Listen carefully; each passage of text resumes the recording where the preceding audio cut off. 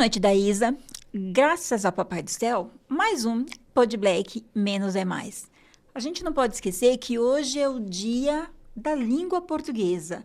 Parece fácil, mas não é não. É uma das línguas mais difíceis. Então, eu, Isa, cometo vários deslizes, mas é a nossa língua. Vamos prestar um pouquinho mais de atenção no que a gente fala, porque é isso. É a língua portuguesa. Falando em língua portuguesa, hoje eu tenho que me policiar, porque hoje eu estou com uma mulher que fala, e fala muito bonito. É uma mulher que eu namoro já há um tempão, e eu sempre digo para mim, namora, porque uma hora você consegue. É Sueli Amoedo. Ela é advogada e também coordena um projeto em Taboão da Serra, a minha cidade. Eu não vou falar o resto tanto, porque ela vai falar para a gente tudo que ela faz. Sueli, eu sou fã de carteirinha e eu fico vendo tudo que você fala e faz pelas mulheres. Então é assim, sou apaixonada e gratidão por você ter aceito o convite de estar aqui com a gente hoje. Seja bem-vinda ao Pod Black Menos é Mais.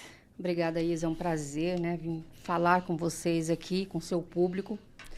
A gente tem um trabalho árduo, né, difícil, né, que é o enfrentamento à violência contra a mulher. A gente trabalha e os resultados não estão aparecendo. Parece que não estão, né? Eles aparecem, mas todos os dias tem novos casos de mulheres morrendo, de mulheres sendo agredidas, de crianças sendo abusadas. Então, a gente tem essa percepção que as políticas públicas não estão caminhando, né? Mas tem muita gente fazendo esse trabalho de enfrentamento. Eu acho que logo a gente terá uma redução nesses índices tão altos, né, de violência contra a mulher. Porque, se eu estiver errada, por favor, me corrija, Claro. porque você melhor do que ninguém entende mais. Claro. Eu estava lendo que, infelizmente, o Brasil, ele está ali, no topo de violência contra a mulher. Para a gente, mulher, e para a gente, brasileira, isso é um tapa na cara. Mas fazer o quê? Fazer políticas públicas, né? Por exemplo, esse podcast aqui hoje, ele entra como uma política pública, né? Porque alguém vai escutar e vai falar, poxa, eu estou passando por isso, eu estou passando por esse tipo de violência. Isso aconteceu comigo recentemente. Então, você vai trazendo informação para as mulheres e elas vão se alertando, né, do que elas estão passando dentro de casa.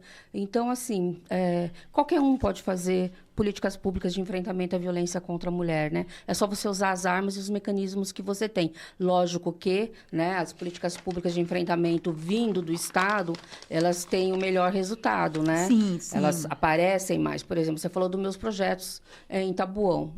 A gente tem também o projeto Justiceiras, que é da Gabriela Prado Mansur, que atinge o Brasil inteiro, né? Então, são mais de 17 mil voluntárias, que já atendemos quase 20 mil vítimas no decorrer de 3 anos do projeto. São voluntárias advogadas, assistentes sociais, psicólogas, que prestam um trabalho social, né, para essas mulheres. Então, elas entram com pedido nos Justiceiras, a gente abre uma ficha para ela, vamos dizer assim, e um grupo técnico vai discutir o que está acontecendo com essa mulher. Então, a gente tenta, o mais rápido possível, buscar soluções para que ela consiga romper o ciclo de violência. É muito difícil, né? Algumas mulheres têm uma dependência emocional muito forte, por mais que a gente tente fazer um encaminhamento psicológico, mandar para terapia, é muito difícil, né, elas fazerem esse desligamento. Mas é um trabalho importante, né? Água mole em pedra dura, né? Tanto bate até que fura. Então, vai chegar um momento que ela vai falar, não, agora é o meu momento de buscar ajuda, e ela já sabe todos os caminhos, né? Então, ela vai conseguir sair do ciclo, né? Porque é muito importante que a mulher queira sair do ciclo também. Porque se ela não tiver vontade de sair, não é que tem vontade de sair, desculpa, eu me expressei muito mal, mas se ela não tiver condições emocionais para sair desse ciclo de violência e também não tiver um apoio no município que ela more, ela vai continuar vivendo um relacionamento abusivo, continuar sendo agredida. Então, eu acho que as políticas, tanto as municipais, as estaduais, elas fazem toda a diferença na vida da mulher, e a gente tem as ONGs aí no paralelo que vem fazer esse trabalho também, ajudar o governo. Porque, assim, antigamente, até eu mesma cometia esse ato falho de falar assim, por Por que que a mulher apanha, apanha e não quer sair de casa? Não é que ela apanha, apanha e não quer sair de casa. Às vezes ela depende economicamente e emocionalmente. Sim. Então tem que ter um trabalho para que essas mulheres consigam se sustentar, mesmo que minimamente, para que ela consiga se sair desse abusador, desse espancador. E não é fácil, não é fácil, porque a mulher que passa o tempo todo dependente, até ela entender que sim, nem que seja vendendo uma bala, nem que seja fazendo uma unha, ela consegue sustentar, é um trabalho de formiguinha para a gente chegar nessa mulher. E, claro, o Estado tem que estar ali também apoiando, porque quando a gente fala em violência contra a mulher, a gente pensa só na violência mesmo, no marido bater, mas tem a psicológica, tem a financeira, tem a sexual. Então, é muito complexo tudo isso, né? E eu imagino que o trabalho de vocês é espetacular. E quero saber como é que a gente faz para chegar até a justiceira. Se qualquer pessoa pode ou se tem que chegar via você, Sueli. Sueli Amoedo? Não. Não, o Justiceiras, ele tem um canal, né? Justiceiras Oficial. Certo. Pode mandar uma mensagem pelo Instagram que alguém vai entrar em contato e mandar uma ficha para ela preencher, né? Você falou bastante aí de empoderamento financeiro da mulher, né? Não existe hoje uma política de governo que leve a mulher, né, para o empreendedorismo ou para uma qualificação profissional, que ela consiga sair, né, dessa dependência, né? Porque eu acho que a parte financeira é o que mais atrapalha a mulher para se livrar desse homem abusador. Porque, veja bem, às vezes, quando eu era gestora lá em Taboão, eu tinha que ajudar com um botijão de gás, com um pacote de leite. Todos os dias, as mulheres que eu atendo, elas me pedem algum tipo de ajuda financeira. E, às vezes, assim, é uma ajuda que para ela é muito, né? Mas se a gente tivesse uma política efetiva, né? Uma política efetiva para ajudar essa mulher, ela não precisaria pedir R$ 25, R$ 30, compra um bombom para me ajudar, né? Eu acho que nesse aspecto, o Estado falha bastante, né? Nós temos esse problema de não ter, né, uma política voltada para a mulher que sofre violência, para a questão da empregabilidade, né? Então, quando os municípios começarem a trabalhar essa questão, por exemplo, você tem... Hoje, por exemplo, eu vi em Itapecerica da Serra um bolsão de vagas, acho que 1.400 vagas sendo disponibilizado para a população. Será que eles reservaram 10% dessas vagas para as mulheres em situação de violência? Né? Porque uma mulher vulnerável, ela torna toda a família vulnerável, né? Então, assim, a mulher, ela é muito suporte da casa, né? Então, se ela estiver forte, os filhos também estão fortes, né? Porque a gente não pode esquecer que a violência, ela é uma repetição de padrões, né? A violência, nossa, é toda estrutural. É tudo que a gente ensina para as pessoas, mesmo que você não fale. Mas ele vê os atos ali, ele vai reproduzir aqueles atos, né? Então, eu acho que quando a mulher está forte, os filhos também estão fortes. E até o homem, né? Quando ele começa a entender qual é o papel do homem na sociedade hoje, porque o papel do homem, ele é mal difundido, né? O homem não pode chorar, o homem não pode ter problemas, o homem não pode buscar ajuda, ele tem que ser forte a todo momento. Imagina um homem buscar acompanhamento psicológico. Isso está tudo errado.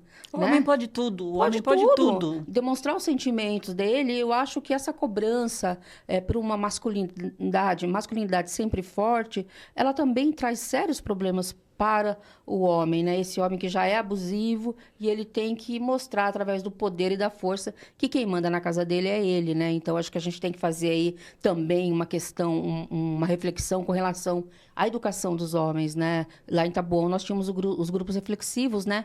Para homens autores de violência. Deu tão certo, o projeto ficou durante 8 anos em Taboão.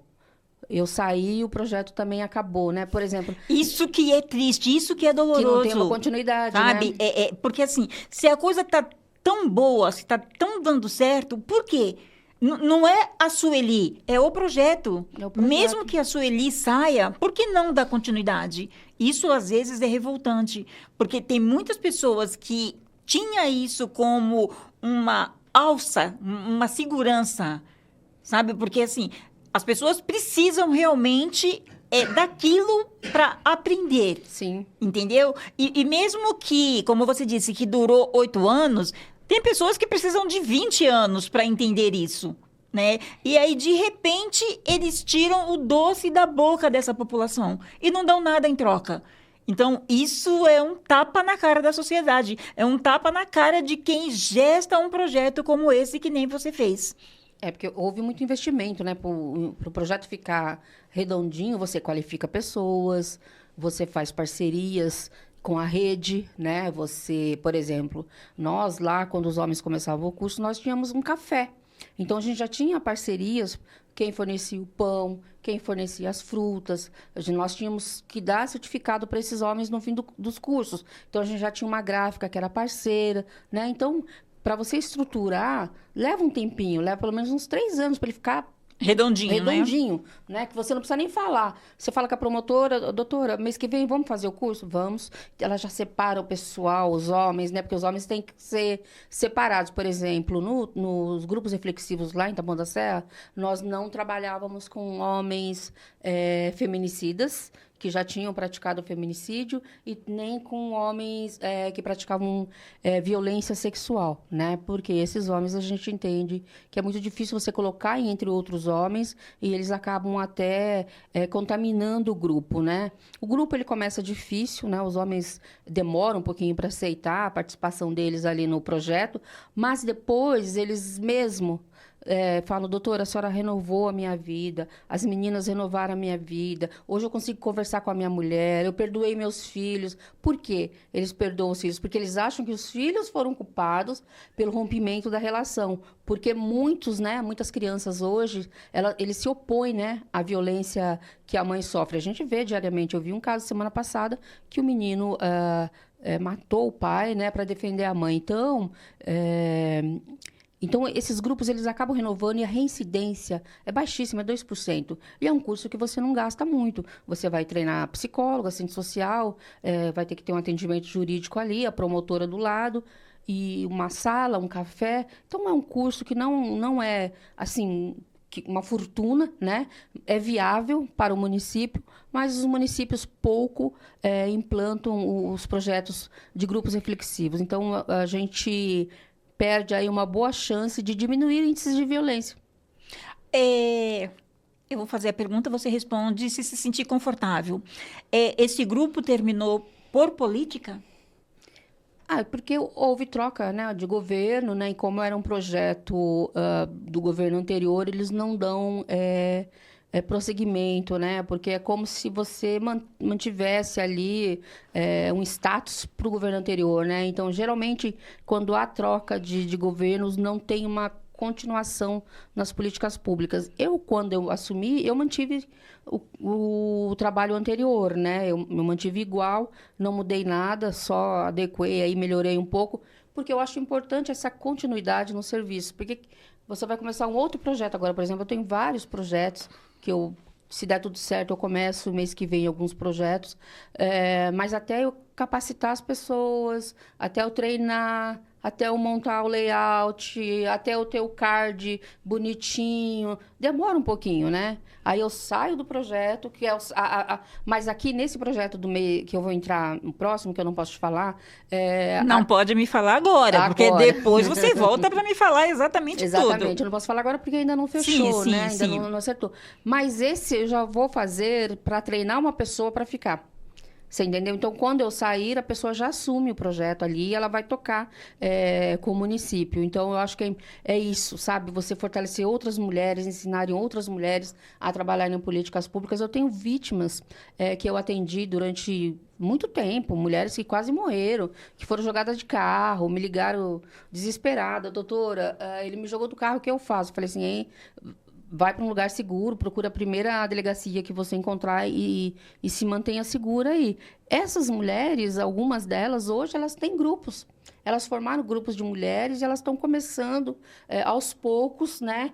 Leva uma palestrante num dia, leva uma outra palestrante no outro dia, e elas estão disseminando por aí novas vozes, né, para o enfrentamento. Isso que é importante, né? Ou eu tenho meninas que formaram ONGs, né, também, que começaram comigo, que aprenderam comigo, e a gente fica feliz, né, que o trabalho que a gente desenvolveu, ele repercuta, né, pelo Brasil, né? Isso é lindo, parabéns para você. E eu te fiz essa pergunta porque, assim, eu não consigo entender, não consigo entender mesmo isso. Porque, assim, se eu estou fazendo, se no meu governo está acontecendo algo benéfico que está ajudando a população, por que é que o próximo governo ele não encara isso não como uma benfeitoria do governo anterior, que se ele manter, ele vai estar o quê? Parabenizando?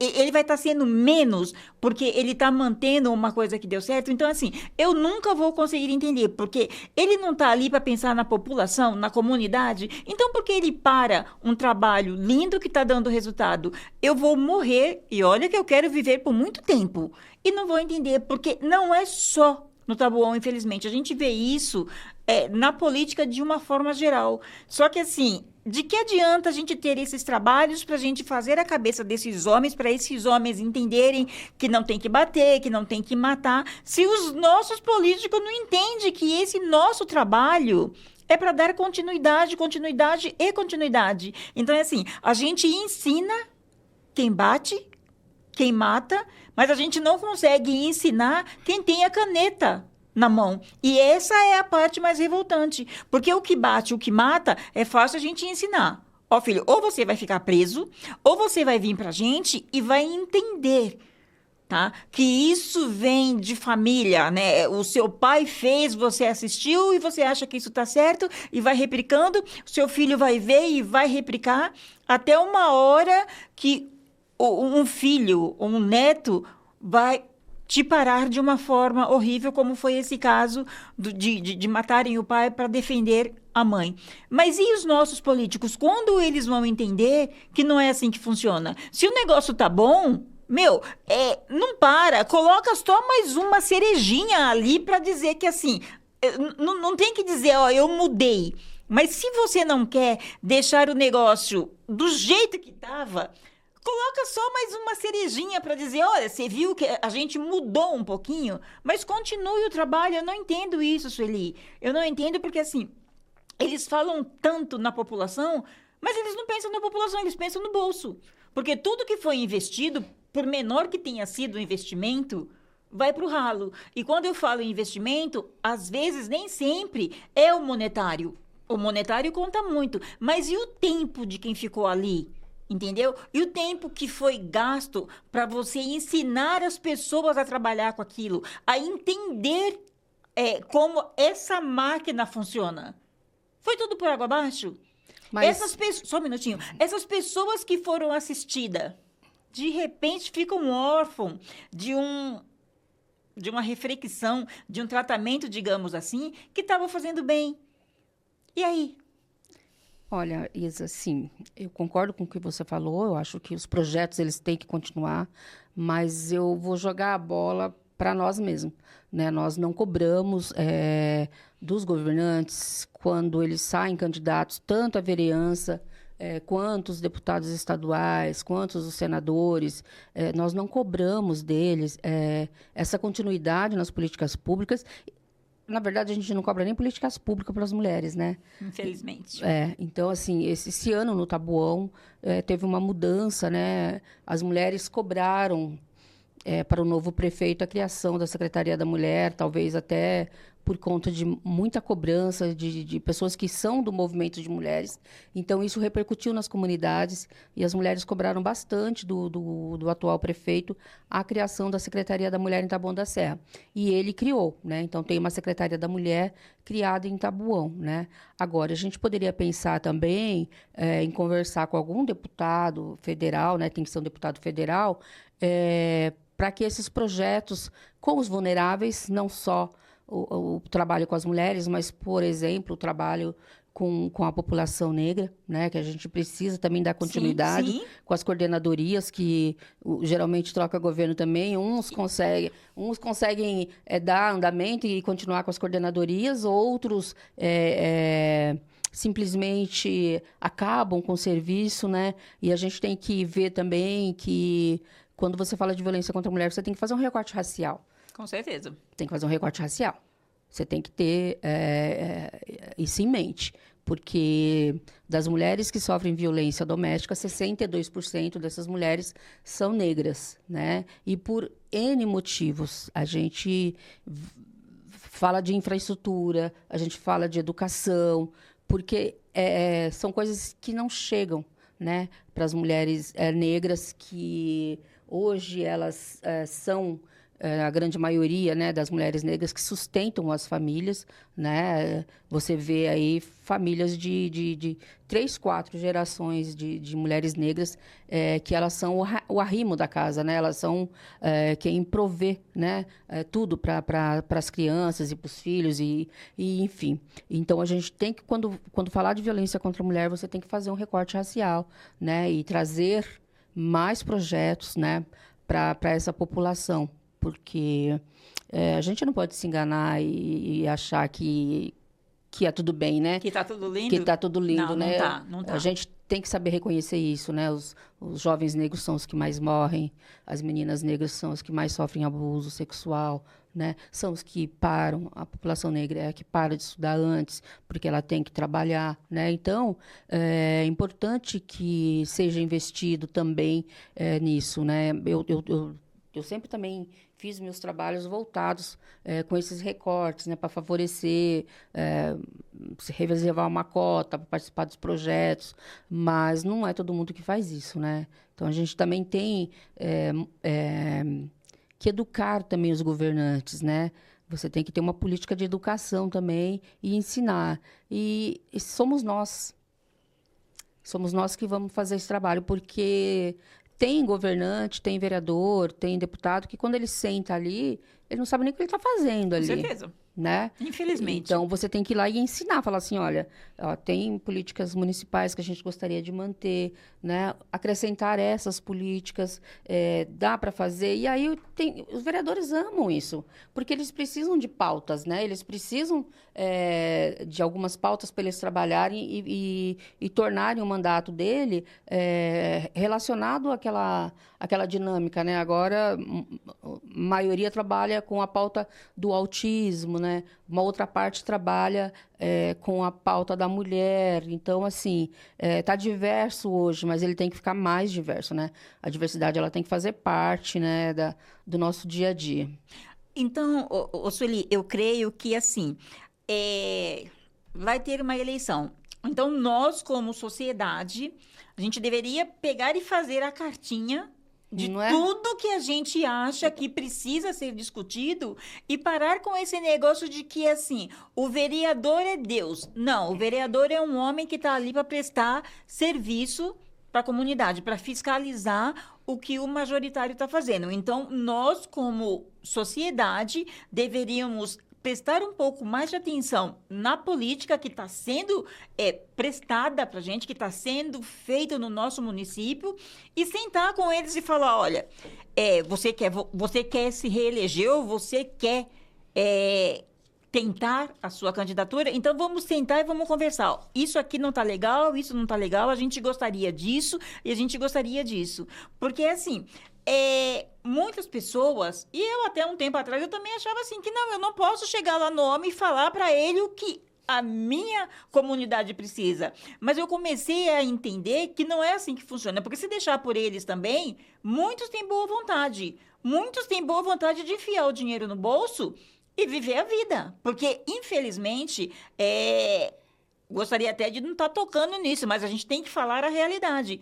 Muitos querem, poucos fazem, entendeu? Então, são pessoas como você que eu quero ver lá, que eu vou chegar e vou falar assim, oi, amiga, tudo bem? Lembra da nossa conversa? Então, e agora? O que a gente pode fazer? Porque tem muitos que não querem nem que a gente chegue muito perto. E se a gente, como sociedade, não se juntar e não pegar pessoas que têm vozes e falar assim, opa, vamos cá, vamos sentar, vamos conversar e vamos ver o que a gente pode mudar, o que a gente pode manter, porque projetos como esses não pode ficar por um tempo e de repentemente, porque foi muito bom, mas não vai me acrescer em nada. Não é para crescer a você, é para crescer a nossa comunidade, entendeu? Então, eu acho que é como você disse, a gente também precisa começar a fazer a lição de casa, porque a gente também não está fazendo a lição de casa. Não. A gente acha que é assim, opa, eles estão lá e eles resolvem tudo. Não.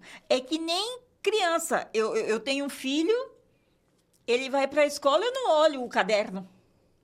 Ele vai fazer, daqui a pouco ele fala, ninguém está me cobrando mesmo, então, se eu não fizer, tá de bom tamanho. Então, com a política também é isso, no meu ver. E aí você acaba jogando a responsabilidade da educação dos filhos na mão dos professores. E isso não é E não é isso, não é por aí, né? A dinâmica da situação, né?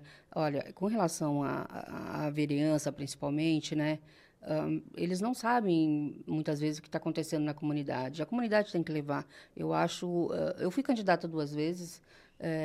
e é muito difícil mulheres na política, né? É muito difícil você conseguir trazer as pessoas. Por exemplo, você falou, tem que fazer uma cartinha e mandar para o vereador. Você consegue fazer uma reunião política? Você não consegue. Não. Você tenta fazer uma reunião política ali, convidar as vizinhas, convidar as amigas, vai 2, 3, sabe? Então, eu acho que essa questão... Entrou o cabelo na minha boca. Essa questão de você ter força política é importante. Sim. Um jovem negro que está na política, ele tem que ter força política. E quem é a força? É a comunidade, é aquele bairro dele lá. Vamos fazer uma reunião? Então vai todo mundo lá para a reunião. Vamos bater palma, vamos chegar para o prefeito e falar, prefeito, nós estamos com fulano, essa pessoa é nossa, aqui do nosso bairro. Mas as pessoas hoje, elas não se envolvem em política. Eles acham a temática da política muito ruim, muito chata, né? Então, aí você acaba ficando à mercê de quem gosta.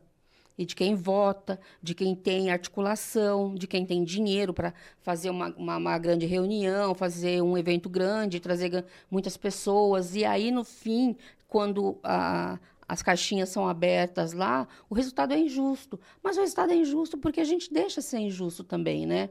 Nós só temos o que merecemos. Infelizmente, é isso que eu falo. Porque as pessoas falam assim, mas você viu o que fulano de tal está fazendo? Mas quem botou fulano de tal lá?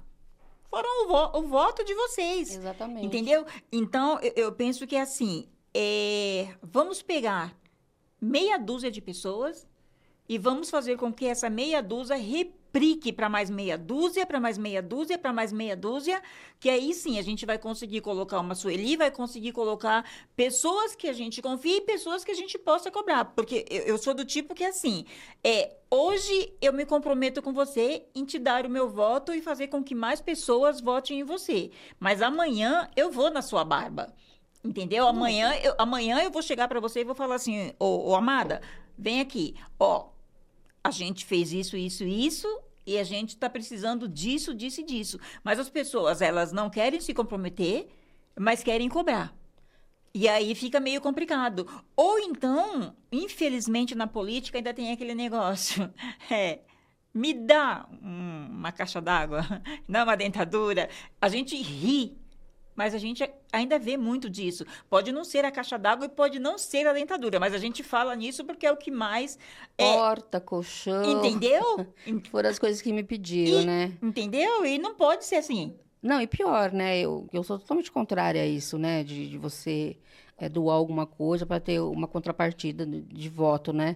E na última eleição... Na última não, na penúltima eleição, uma pessoa me pediu um colchão. Eu falei, mas até o meu colchão tá ruim, eu vou dar um para você.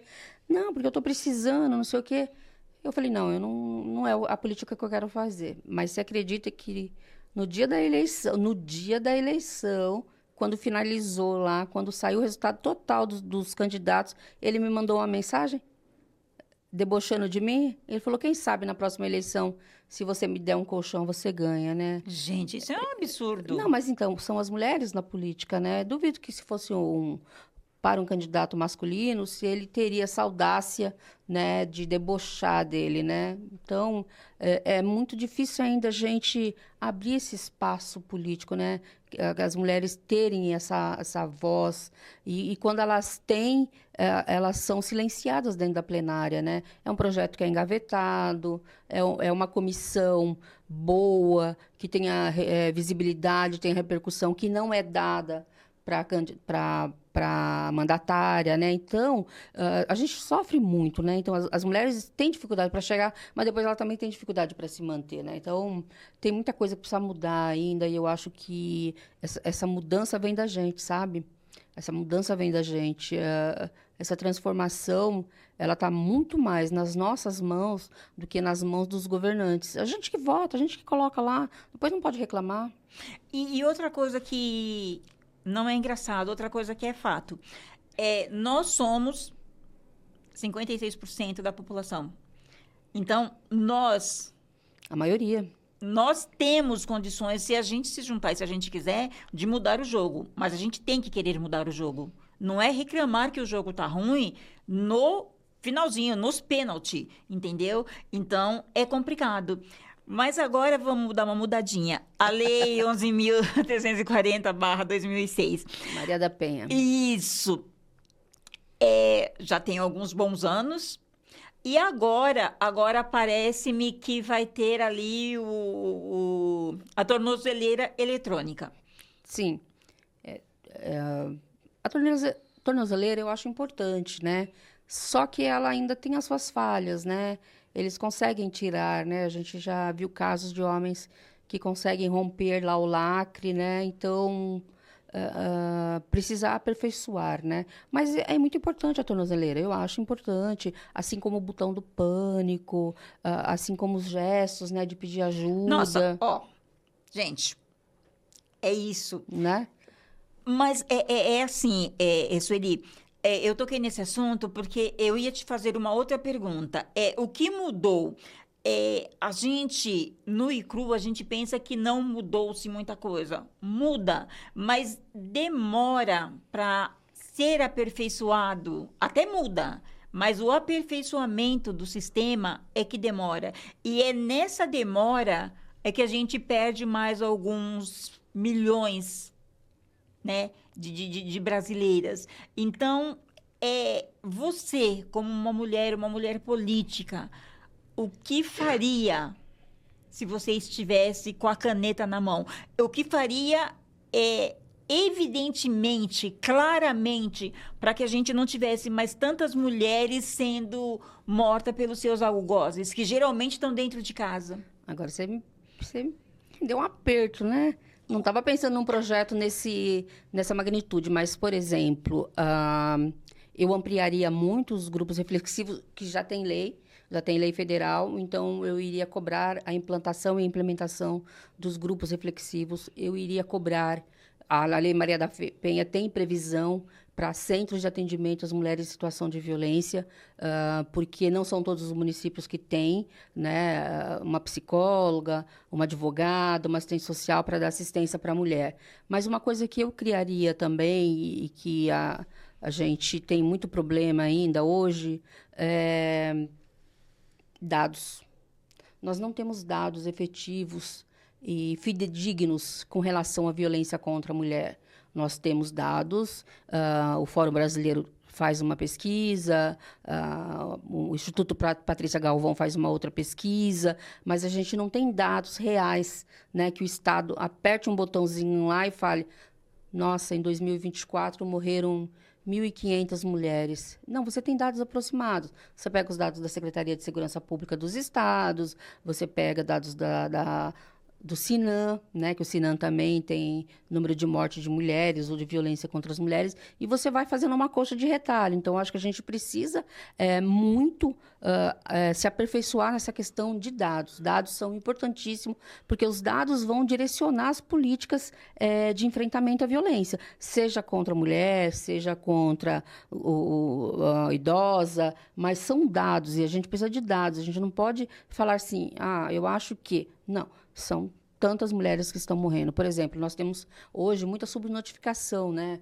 tanto do feminicídio, porque quando você vai lavrar o boletim de ocorrência, às vezes o delegado ele não tem certeza do óbito daquela mulher, e aí ele coloca homicídio ou morte esclarecer, e depois ele muda esse dado aí. Ele não, né? A promotora de justiça, quando vai fazer a denúncia do crime, ela muda para feminicídio. Só que a gente já perdeu ali aquele boletim de ocorrência que entrou como morte esclarecer ou como homicídio, entendeu? Então, a gente perde muito nessa questão de números e nós estamos muito falhos. Por isso que a gente ocupa a 5ª posição ainda na morte de mulheres, que é uma vergonha para o Brasil. Eu acho que isso aí é extremamente vergonhoso. A gente tinha que andar com uma venda no rosto, porque é inadmissível um país como o Brasil, com tanta riqueza, com tanta tecnologia à disposição, que a gente ainda ocupa esse lugar. A gente não consegue sair desse lugar. Isa, eu estou há 15 anos no enfrentamento à violência contra a mulher. E há 15 anos nós ocupamos a 5ª posição, né? Numa ordem decrescente do país que mais violenta e mata mulheres no mundo, né? A gente perde aí para alguns países, Honduras, Guatemala, que são países que são menores, que eles precisam avançar um pouquinho, mas a gente está aí, né, nessa situação. Em 2023, nós tivemos, acho que 14 mil mulheres. Deixa eu só verificar aqui, eu fiz uma colinha aqui, é que é muita coisa. Olha, nós tivemos em 2023, 21,4 mil brasileiras que sofreram algum tipo de violência. Em contrapartida, eu quero achar os dados do número de mortes de mulheres, mas eu acho que foi em torno de 10.500 mulheres que morreram de 2015 a 2023. É um número escandaloso. Absurdo. Absurdo. Nós tivemos agora no Sul, no feriado, nós tivemos 10 mortes de mulheres. Gente, né? Estarrecedor isso. Foram 6 e depois mais 2 na segunda-feira. Você abre o noticiário, você pensa que é reportagem repetida. Exatamente. Entendeu? Porque você fala assim, não, estão repetindo essa reportagem. Estão repetindo, Aí você olha, não, mas não é essa pessoa. Porque essa é a sensação que eu tinha, que eu tive. Aí você para e fala assim, não, gente, é mais uma. Quer dizer, a cada 10 minutos, digamos assim, está se morrendo uma mulher. Isso é um absurdo, né? No mundo. No mundo, porque no Brasil é por hora, né? Sabe? Então, o que fazer? Primeiro, gente, para você aí, tá, mulher? Primeiro é se pegar com tudo. A gente tem um tempinho ainda? A gente tem. Tem. Olha, eu vou falar uma coisa para você, eu vou ler minha colinha aqui, porque eu acho que é importante a gente falar. A Lei Maria da Penha, ela é a mais avançada, né? Uma das leis mais avançadas do mundo, que precisa de ajustes. Mas a gente tem que entender também que com a Lei Maria da Penha nós tivemos outras leis para proteger mulheres. Por exemplo, nós tivemos a tipificação da violência psicológica, porque eu acho que a violência psicológica ela é a porta de entrada para todas as violências que a mulher sofre. Vai nessa aqui, ó. Porque ela está com a autoestima lá embaixo, né? Ela se acha incapaz de trabalhar, ela se acha incapaz de dar conta da família, que ela não vai conseguir prover. Então, acho que a violência psicológica ela está no topo das violências, está realmente no topo das violências, mas há uma subnotificação para a violência psicológica. Então, nós temos aí a tipificação da violência psicológica como crime, né? Previsto no Código Penal, pena de 6 meses a 2 anos e mais uma multa. Nós temos, lembra que eu falei para você da política, que é difícil para as mulheres estarem nesses espaços? Uhum. Nós temos agora a violência política de gênero, né? Ela é um crime. Então, quando a mulher está num debate e o homem, o vereador, o deputado, xinga aquela mulher, ou ele reduz, ou ele humilha, ele vai responder por violência política de gênero, né? Também, que é muito importante. Nós temos hoje a violência institucional, que é assim... Eu acho que é importantíssima, porque a violência institucional, ela tira todo o patrimônio que a mulher tem. Porque o que acontece? A mulher, ela entrou com uma medida protetiva e um criminal, né, contra o homem. Só que ela resolveu separar. E aí ela vai pedir a guarda e vai fazer o divórcio, separação e a partilha de bens. Essas ações, entre si, elas não conversam dentro do judiciário. São ações... que o criminal corre num lado, o divórcio vai correr no outro, entendeu? E aí, o homem, nesse tempo, ele vai dilapidando o patrimônio e a mulher vai ficando sem referência financeira. Quando termina o processo do divórcio e o processo criminal é julgado, ele já vendeu casa, já vendeu carro, colocou no nome de ciclano, beltrano. A gente consegue reverter? Conseguimos. Mas quando isso já se tornou espécie, dinheiro, você não consegue mais reaver, né? Então, a violência institucional é muito importante, porque aquele processo que não está encaminhando, dá para dar uma conversada, dar uma acelerada. Se o juiz estiver beneficiando, também ele vai responder, né? A gente tem também as violências digitais, né? As cyberviolências que a gente fala, né? Eles vão, por exemplo, eu acho que a misoginia, ela está muito ligada a esse tipo de violência. Você faz uma publicação lá e o rapaz vem e te xinga. Só podia ser uma Dona Maria. Vai lavar louça. O que você está fazendo aqui, velha? Né? Então, essas são as leves, né, que eu estou falando. Porque a gente sabe que o negócio é bem mais embaixo, né? Eu sofro outras violências, mas tudo bem, né? Então, também a tipificação das violências que acontecem nas redes sociais também é muito importante para proteger as mulheres, né? Pelo menos para ela fazer uma denúncia, para ter uma delegacia especializada, né? Para conseguir descobrir onde está esse rapaz. A gente teve pessoas presas recentemente por conta de violência online. E que mais? Perseguição virtual, né? Os stalkings também são importantíssimos. E a gente tem agora também a violência obstétrica, né?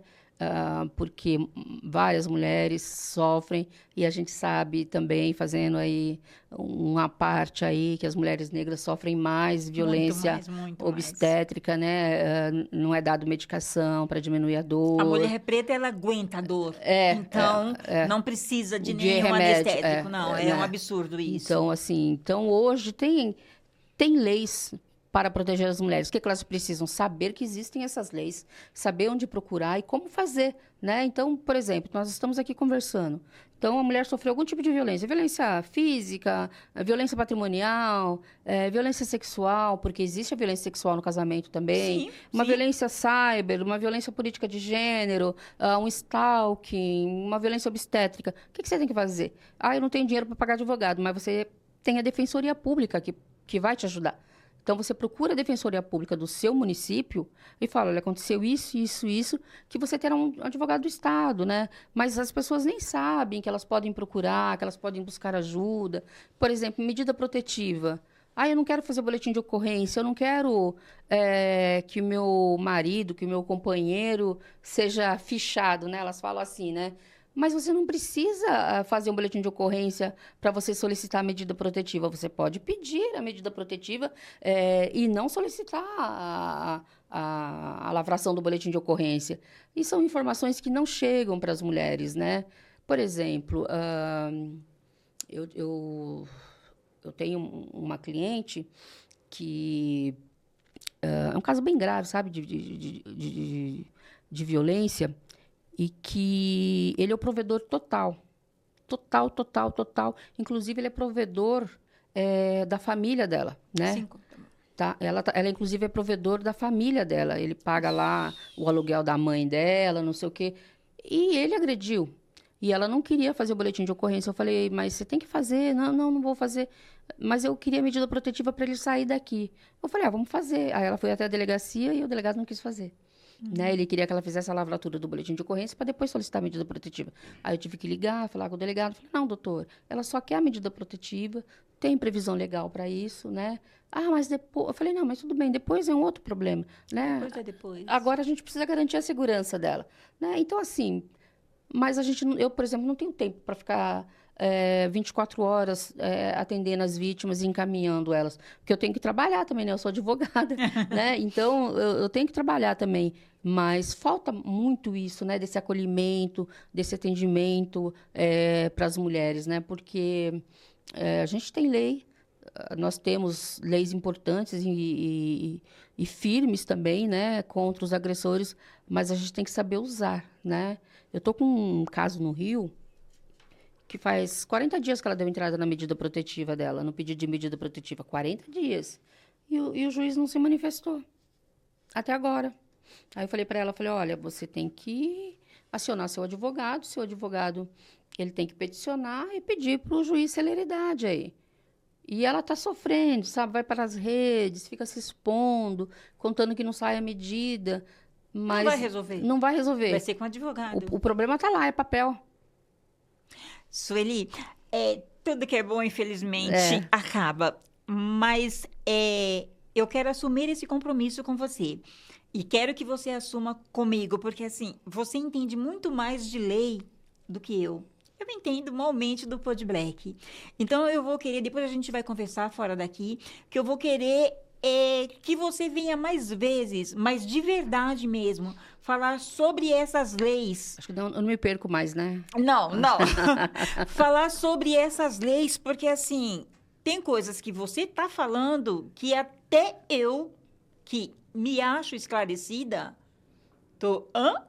Então, é assim, se eu que me acho um tanto esclarecida estou passada, imagino as mulheres que não têm acesso. Então, eu quero realmente, esse ano, ter esse compromisso e quero estar em mais lugares com você, conhecendo um pouco mais, me coloco inteiramente à sua disposição para estar também palestrando, para estar também conversando, para estar também falando com mais mulheres, para que elas também tenham essa vontade de crescer e de mudar. Que enquanto a gente não faz isso, a gente não é nada nessa vida. Eu acho que o seu momento é agora, né? Que tem as conferências, né? Mas olha, aproveitando que nós estamos aqui e já finalizando, para você entender como as coisas para as mulheres são muito difíceis, né? A gente tem uma ministra das mulheres, a Cida Gonçalves, que ela é muito boa. Ela colocou a casa em ordem, estava visitando o país para conhecer as gestoras, para conhecer os estados e como está ali, né, sendo aplicadas as políticas públicas, né, de enfrentamento. E segunda-feira nós teremos uma nova ministra, né? Então, essa questão da continuidade, ela é muito importante. Porque nós teremos conferência agora, e aí trocou a ministra bem quando as conferências estão começando a serem implantadas no município. Vai pedir edital, vai pedir convocação, trocou a ministra. Eu diria que assim, é melhor eu não dizer nada, porque senão eu posso me complicar. Sueli, eu quero que você deixe as suas redes para que as pessoas te achem mais e mais, porque eu sei que você já é bastante conhecida, bastante procurada, mas eu acho que nunca é demais. Então, por favor, deixe todos os seus contatos. Olha, minhas redes não tem dificuldade. É Sueli Amoedo para tudo. Face, Insta, página, não sei se pode falar. Pode mas tudo, todas essas tudo. redes aí, é Sueli Amoedo. Colocou Sueli Amoedo, acha. Fácil. Se a Sueli Amoedo hoje fosse a minha presidente, qual o recado que você daria para nós mulheres? Ali, para finalizar. Eu acho que a presidente ela tem uma voz de mando, né? Uhum. Então, eu ia falar para as mulheres, não deixem de estudar, né? Prestem atenção nos sinais das violências que você sofre dentro de casa, porque o feminicídio ele não começa com o feminicídio, né? Ele vai escalonando.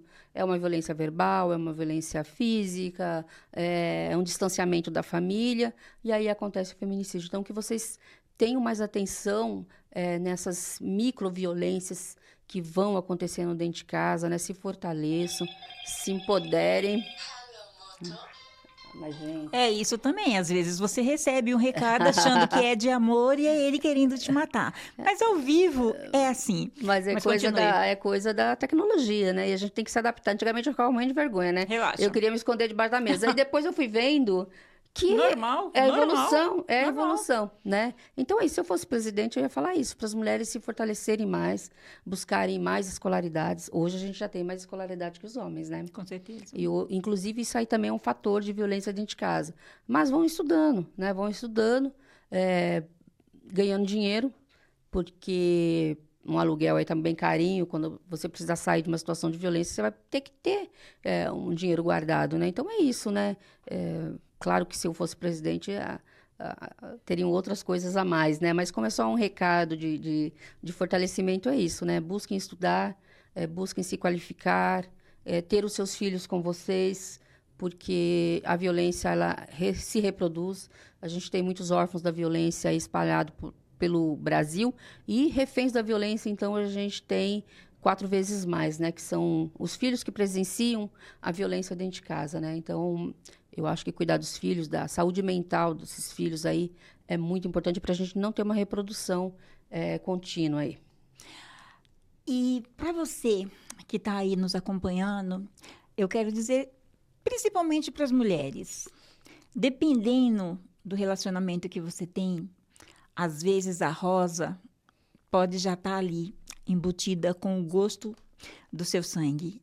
Então, cuidado de quem você recebe flores, porque talvez essa pode ser a mesma que vai enfeitar o seu caixão. Então, como a minha amiga Sueli disse, procure evoluir. Estudar nunca é demais.